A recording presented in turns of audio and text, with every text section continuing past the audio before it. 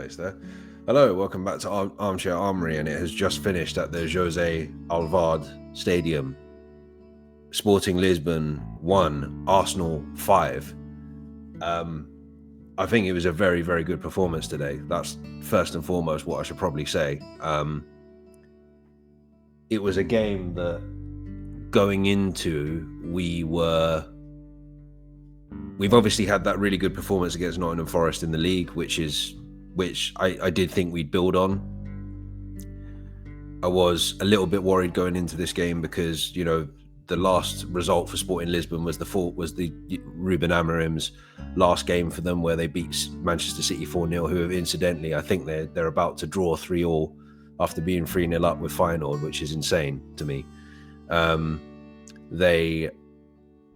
Going into the game, they were in a run of form. You know, they had Victor Gyökeres, who's probably one of the most informed strikers in Europe right now. So it was a game that on paper wasn't going to be easy. And for the most part, I don't mean to sound arrogant here, but it was. I mean, 3-0 up by half-time. Two brilliant work goals finished by Martinelli and Havertz. Arteta put out a very strong 11 today, probably stronger than, or like less stereotypically strong than he did on Saturday against Nottingham Forest. But yeah, 2 brilliant work goals by Martinelli and finished off by Martinelli and Havertz. Another good set piece finish, header from Gabriel, made it 3-0. Came out second half, first sort of 5-6 minutes of the second half, you could see that like the coach of Pereira of Sporting Lisbon had obviously given them a grilling. They came out again, were probably the better team for like the first portion of the second half. They got their goal from a corner. Saka lost the man he was defending. Raya couldn't really do much about it. 3-1 at that point, you're thinking, oh yeah, is this going to be Sporting Lisbon doing what they're doing? Because I didn't realise this, but they haven't lost at home for 2 years. And we've actually broken that record now. We're the first team to beat them since 2022, I think they said on TNT Sport here in the UK, which is another thing. And I know I've complained about it before, but I'm just there's nothing much I can really do about it, because I'm not going to watch a football match on mute, because I enjoy the reactions. But I think like Darren Fletcher is just so pedestrian in his commentary. Like as soon as we scored, as soon as we went, you know, I think it was when we went 2-0 up, he was like, oh, this was exactly what happened with City. And then when they scored in the second half, he was like, oh, it's going to be history repeating itself. It's like, think outside the box. I know that you're trying to be entertaining and you're trying to relate it to Sporting's previous game, but yeah, like we're not the same team. Just because Arteta was Pep's assistant doesn't mean that we're going to do exactly the same thing that City did, and clearly we didn't. Second half we got a penalty from Diamande, who was already on a yellow card. I think he should have been sent off personally, but it is what it is. On Ødegaard, Saka converted the penalty really well. Keeper went the right way, just couldn't get to it. It was too far. It was too far to the left or right. And then a couple of changes, which seemed to work quite well as well. Merino came on, Trossard came on, Nwaneri came on, and I think Kivior came on as well. But at this point, I don't think Kivior had come on. I think Gabriel was still on the pitch at this point. But basically, we get a ball in. What happened? Yeah, the ball comes to Merino. Merino takes a shot. The keeper parries it back out, and Trossard's there to just head it into an empty net. But again, we got ourselves into really good positions in that to work that goal, even though it was quite a simple finish. But yeah, I'd say really, really good performance I wasn't expecting. I thought we'd just about win it. I thought we'd win it like 2-1 or something like that, or 1-0. But yeah, really good performance.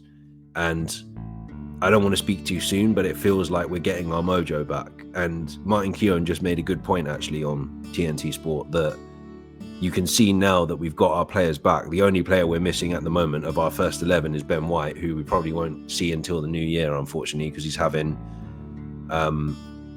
surgery. But yeah, it feels like things are starting to tick again, and we've got to continue that going into Saturday against West Ham, because obviously on Sunday Liverpool and Man City play each other at Anfield. Somebody's going to drop points. Hopefully it's a draw, because at the moment Liverpool 8 points clear at the top of the league. If they win and we drop points, it's like it's going into double digits, and then it's really looking untenable. I do agree with the sort of reactionary Arsenal fans online that I think if we lose 2 more games or draw, if we draw 2 games and lose a game, I think that's our title race over for this season. So I think, we've got to go on some sort of run and hope for City and Liverpool to drop points. Liverpool don't look like they're going to at the moment. I watched all of the game against Southampton, and because they were 2-1 down, and I was like, oh yeah, this will be interesting. They went and turned it around and won 3-2, and I felt a little bit sorry for Southampton in that situation. I think they deserved at least a point. They played all right for the team at the bottom of the table. And then obviously Spurs absolutely battered City on Saturday evening, 4-0. Now, it's something that we don't see very often. We don't see City get humiliated like that. And Spurs were good, to be fair, but it's just annoying that it was Spurs that did it, because obviously all the Spurs fans now think they're invincible because they battered City, which, well done. But it was a good performance from them, to be fair. And it was just a shock to see City lose that badly. I don't think I've seen that for a very, very long time. I don't think I've seen it in Pep's reign so far, from what I have gathered. But somebody's dropping points on Sunday, and hopefully we've done our job by then. But this is good for confidence going into that game. Also, positioning in the Champions League, we are 7th now, so we're in the top 8. So 3 games to go: Monaco, Dinamo Zagreb, and Girona. And hopefully we can get 3 wins and avoid those 2 playoff games. But it's good on both, on all sides. Good for confidence going into West Ham on Saturday. Good that we've scored high and scored 5 goals and managed to get ourselves back into the top 8, because there's so many teams vying for those top 8 positions, the goal difference is key in this competition, unfortunately. So that's good. It was a good performance. It feels like we built on what we did on last Saturday against Nottingham Forest.